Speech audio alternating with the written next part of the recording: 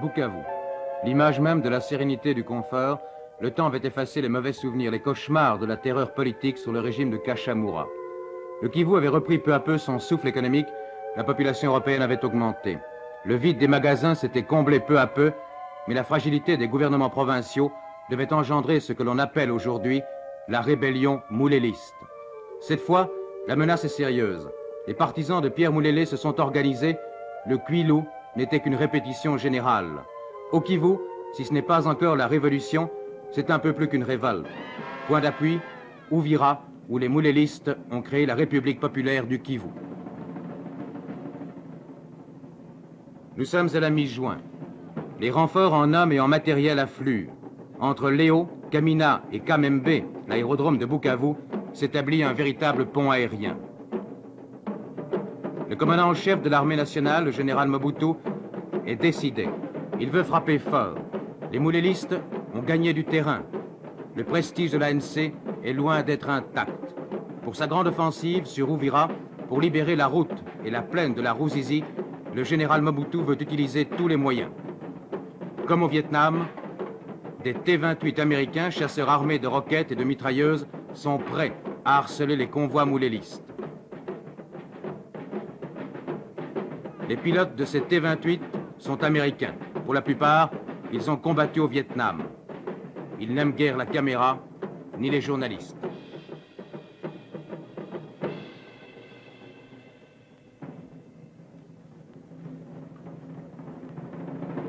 Au camp de Bagira, sur les hauteurs de Bukavu, les soldats du 8e et du 13e bataillon attendent l'ordre de passer à l'attaque.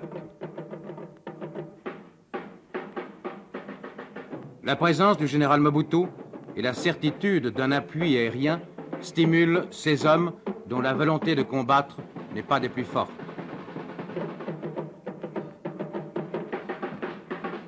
Ils savent que la guérilla, la guerre de brousse, est une sale guerre, difficile à gagner et dont le prix est très élevé. Dernière proclamation du général Mobutu.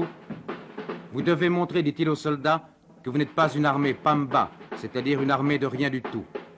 Vous devez avoir du courage, vous devez avoir aussi de la discipline pour montrer en Europe que vous êtes capable de maintenir l'ordre et que les casques bleus n'ont rien à faire ici. Les visages sont graves, souvent tendus. Dans quelques heures, il faudra se battre contre un ennemi bien armé, non seulement de machettes, d'arcs et de flèches, mais aussi d'armes automatiques, récupérées à l'ANC. Dernier préparatif, on charge les camions, réquisitionnés car l'ANC a attendu en vain les 60 camions militaires qui devaient arriver de Stanleyville.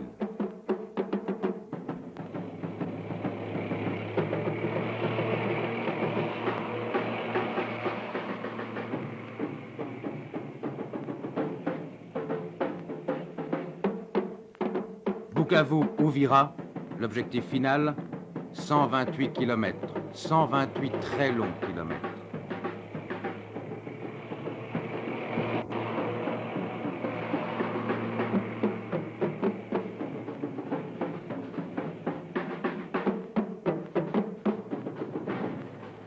Le lendemain matin, après la première attaque, le général Mobutu et le colonel Mulamba, chef de la région militaire, n'ont trouvé qu'une armée en désordre. Au bord de la mutinerie, l'accrochage avec les moulélistes avait été violent.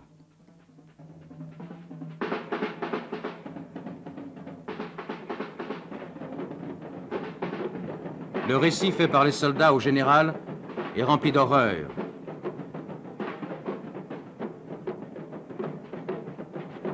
Dans les yeux, la terreur et la panique. En quelques minutes, 40 soldats sont morts, blessés grièvement ou disparus.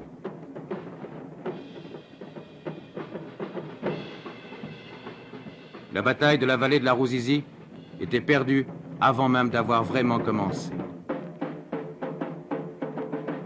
Les très crispés, le général Mobutu joue une partie importante, peut-être sa dernière carte. On fait l'appel. Dans chaque section, dans chaque compagnie, il manque quelques hommes. Pour conjurer le sort, les soldats mettent des brins d'herbe autour du canon de leurs fusils.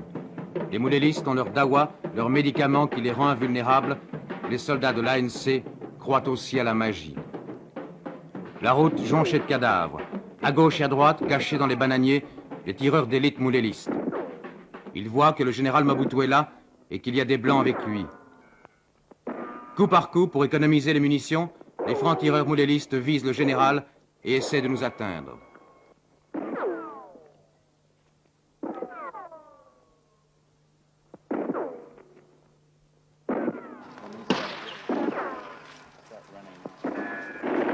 Sur la route, les jeunesses moulélistes avancent. En chantant, dansant, ivres de chanvre, drogués, ils crient sans cesse pour faire peur aux soldats.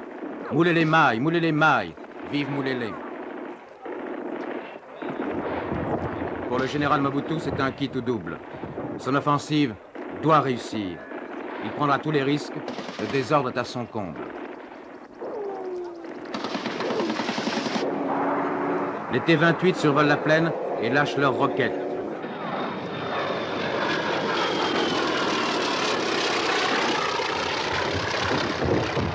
La bataille de la Ruzizi vient de commencer. L'ANC dispose d'une puissance de feu énorme, mais en face, la résistance est très grande.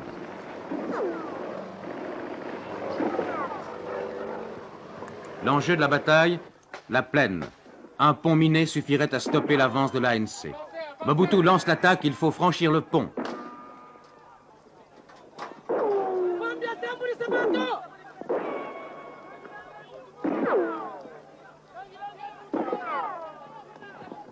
Les premiers cadavres moulélistes.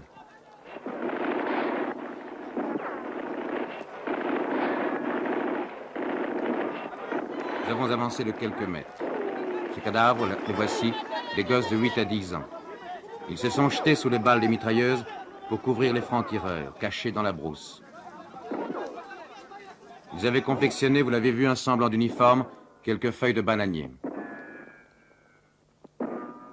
On leur avait dit que les fusils des soldats ne lançaient que de l'eau et que même s'ils tombaient, ils revivraient le lendemain s'ils avaient vraiment la foi dans leur cause. Les morts pour un paradis déjà perdu. Ici, un jeune mouléliste avait fabriqué une petite musette dans laquelle il avait mis une provision de chanvre et de tabac. Il n'avait guère plus de 9 ans. La loi de la brousse est impitoyable pour les uns et pour les autres.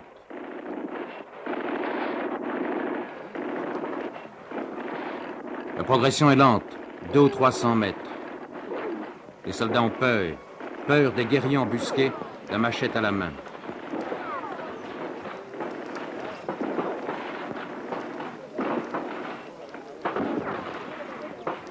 Un mot d'ordre aux moulélistes, récupérer les fusils et abattre les chefs.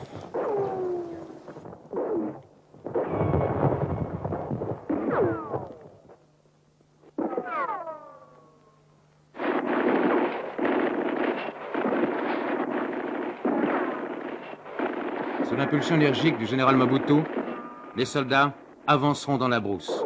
Il y aura des corps à corps, des victimes de chaque côté.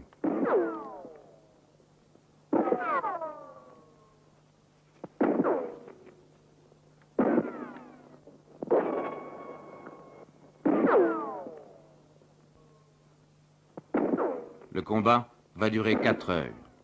On récupère les équipements et quelques armes abandonnées par les soldats de la première vague d'assaut. Un seul fusil.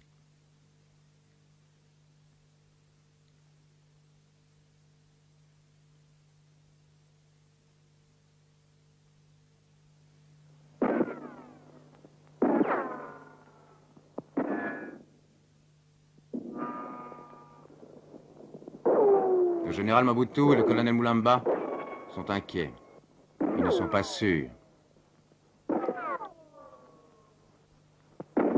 On avance tout de même dans la brousse. La peur au ventre.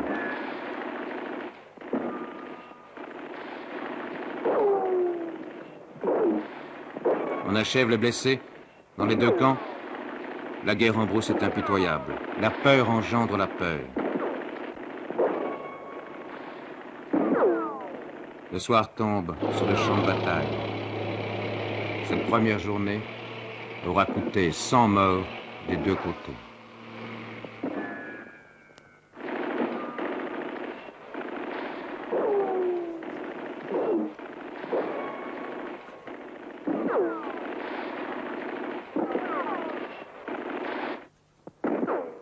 Le lendemain et le surlendemain, on continue, très lentement. Le général Mobutu n'est plus là cette fois. Alors, les soldats ne cachent plus leur peur.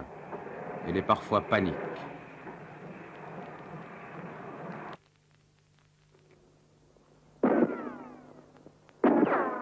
Ils progressent tout de même, mais les moulélistes tirent inlassablement, coup par coup, pour ne pas épuiser les munitions. Ils sont là, présents, à gauche, à droite de la route.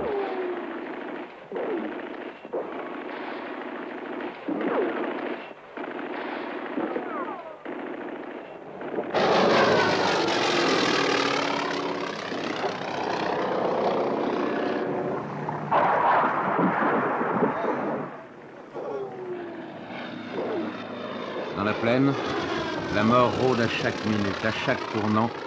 Les moulélistes ont changé de tactique. Les soldats progressent, laissant un vide derrière eux.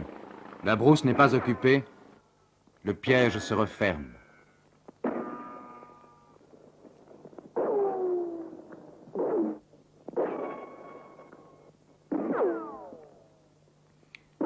Les camions avancent en marche arrière pour des raisons que l'on devine.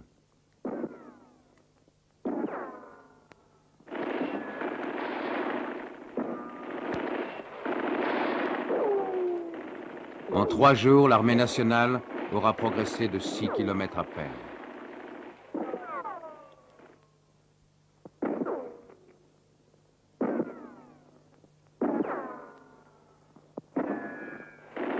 Le premier village occupé, il n'en restera rien. Sur une civière, on amène un soldat de l'ANC, le visage déchiqueté à coups de machette. Mêlé aux soldats, nous aussi nous connaissons la peur. Il n'y a pas d'issue possible, nous attendons la contre-attaque mouléliste.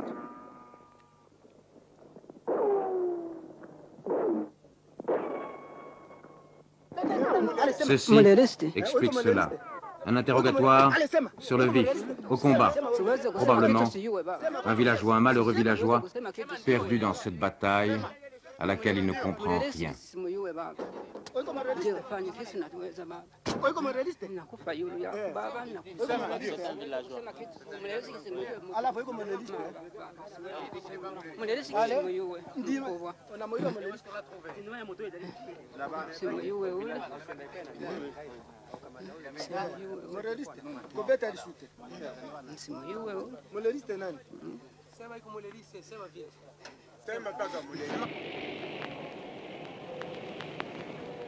Les soldats sont de plus en plus prudents, inquiets. Les moulélistes résistent âprement. Nous sommes près de Camagnola, à 6 kilomètres de notre point de départ.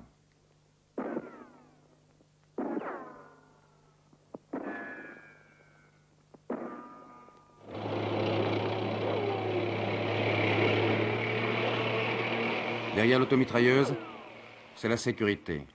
Ailleurs, on ne sait pas.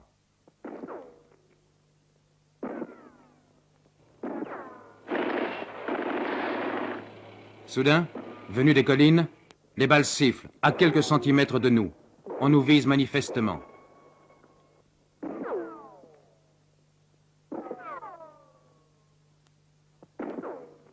C'est la panique.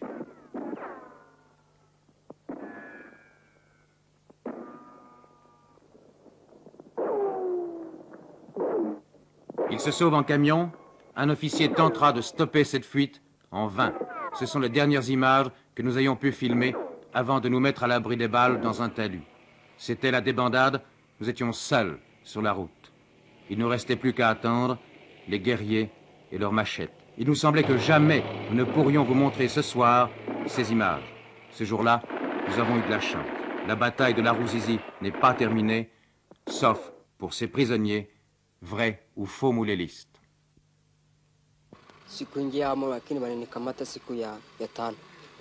Il est vraiment mouléliste? Non, oui, il dit qu'il est chose, il a participé dans le combat des moulélistes, mais à fond, il n'était pas mouléliste. Il était recruté la nuit du 13 au 14. Il était obligé de combattre Il contre était obligé l'ANC. de combattre contre l'ANC. Et ni fasi kama bali kuanta mlelisi. Bali fasi bali kukamatia. Il dit que lui était arrêté à Luvungi quand il voulait se réfugier vers le Burundi. Donc il s'est rencontré avec le groupe de moulélistes qui l'ont obligé des choses. Et que veulent-ils les moulélistes? Est-ce qu'il le sait? Wamulisi wanapenda nini? Oui. Wanapenda kitu wanapigania ni kitu gani?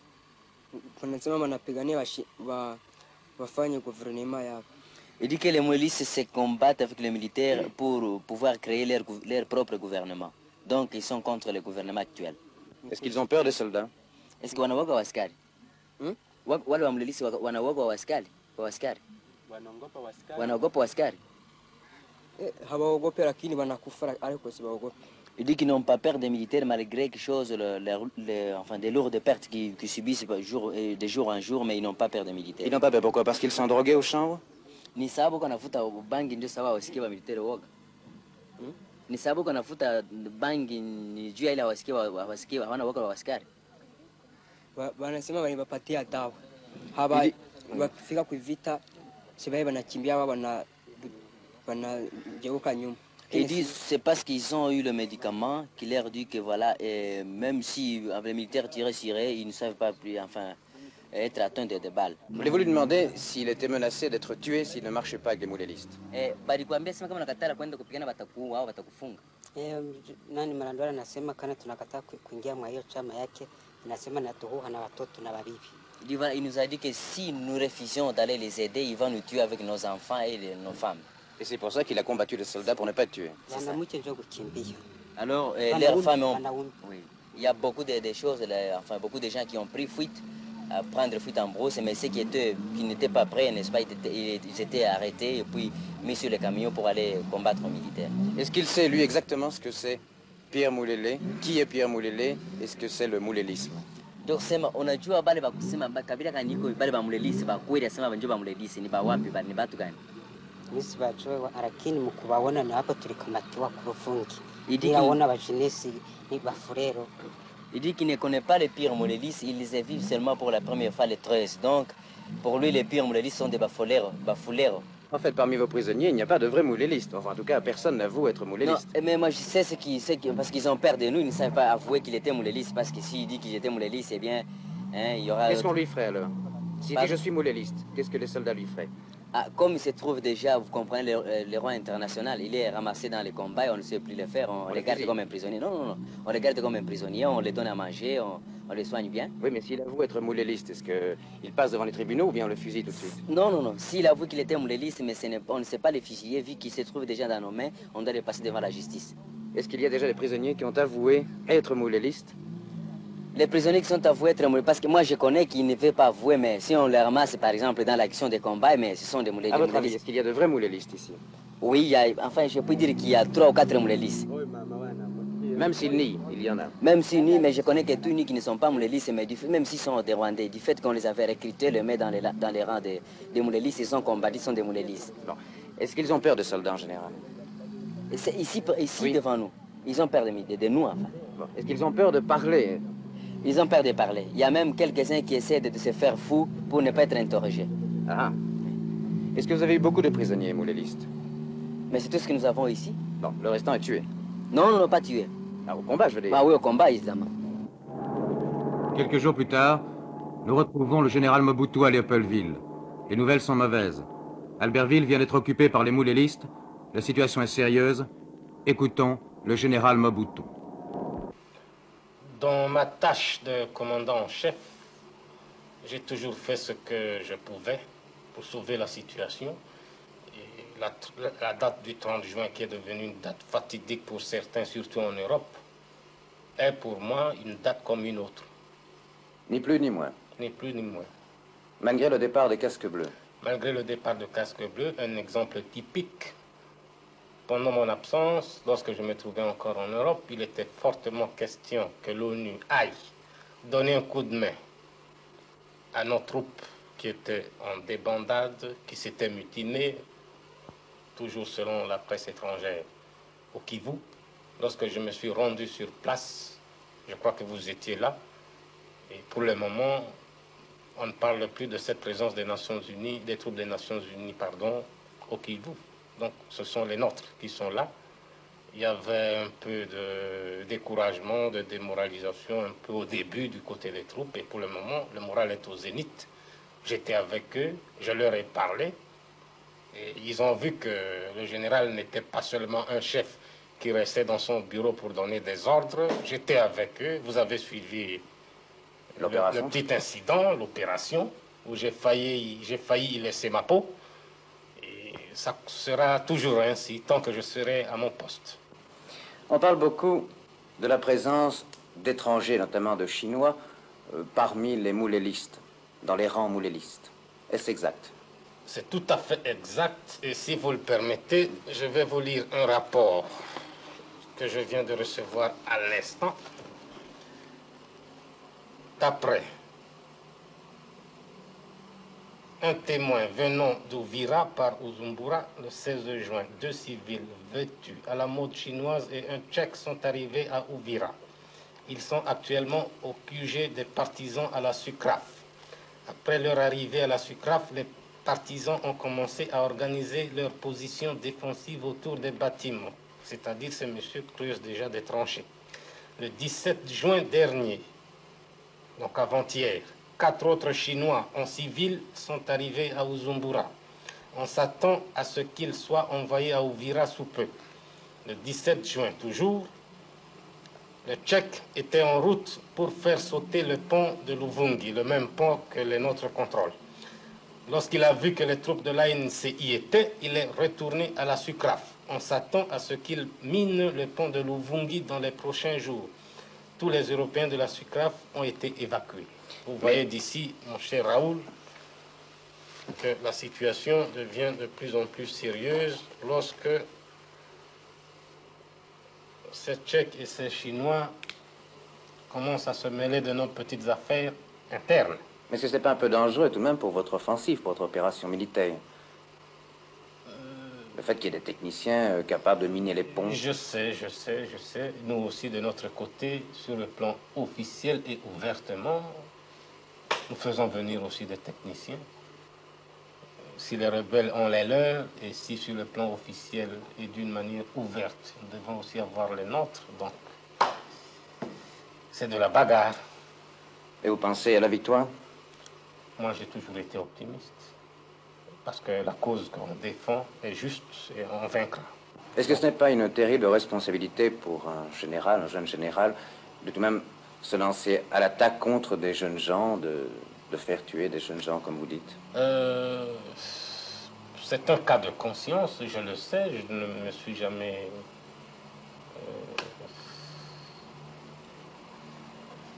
caché de cela. Caché, n'est-ce pas, de le dire. Mais qu'est-ce que vous voulez?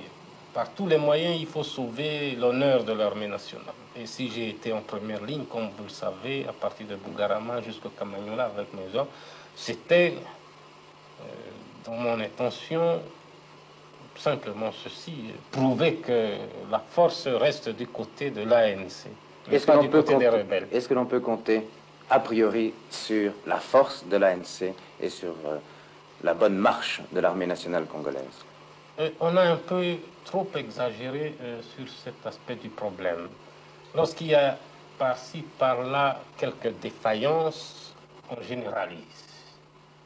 L'ANC s'est mutinée, l'ANC ne va pas faire grand-chose après le 30 juin parce qu'il y a eu des défaillances au nord Katanga ou bien dans un secteur bien déterminé. Mais l'ANC, c'est l'ensemble de l'armée, ce n'est pas une petite garnison avec une compagnie de gendarmes ou une compagnie d'un bataillon, c'est l'ensemble. Et on ne doit pas chaque fois exagérer, grossir, n'est-ce pas, les incidents en disant parfois que ça ne va pas avec l'ANC lorsqu'il s'agit d'une seule compagnie ou d'une seule section. Vous êtes content de votre armée nationale, général? Je suis content de cette armée parce que, d'abord, je me considère comme un chef vraiment aimer et écouter. Chaque fois qu'on me dit que ça ne va pas là-bas, j'y arrive, et à l'instant même où j'arrive, il n'y a plus rien. Mais on dit que vous êtes très optimiste, que c'est votre nature. Je suis de nature optimiste parce que je vois toujours la vie, n'est-ce pas? Je prends la vie du bon côté. Et en ce qui concerne mon armée, lorsque je dois me considérer comme un chef aimé et écouté par les troupes et les cadres, c'est déjà très important. L'exemple du Kivu est là. Vous l'avez vécu. Il n'y a pas donc de très graves problèmes pour vous? Les problèmes sont graves, il ne faut pas les minimiser, mais il ne faut pas non plus se décourager ou se laisser faire. Le jour où nos dirigeants politiques se mettront d'accord pour faire de ce pays un grand pays, moi je crois sincèrement que je serai moi aussi en mesure de faire de l'armée nationale congolaise une armée vraiment digne de ce nom au cœur de l'Afrique.